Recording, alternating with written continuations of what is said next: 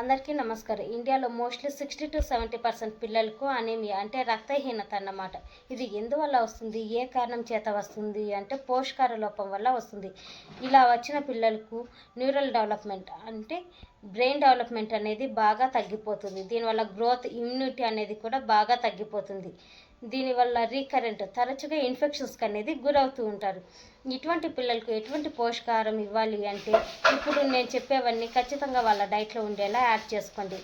తోటకూర, ఆపిల్, కొబ్బరి, ఖర్జూరం మరియు ఎగ్లో ఉండే ఎల్లు ఇవన్నీ ఖచ్చితంగా వాళ్ళ యొక్క డైట్లో ఉండేలా యాడ్ చేసుకోండి.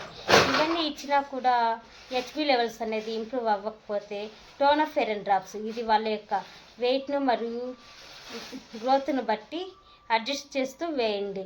దీనికోసమని మీ దగ్గరలో ఉన్న డాక్టర్ను సంప్రదించి డ్రాప్స్ అనేది ఖచ్చితంగా యాడ్ చేయండి. Thank you.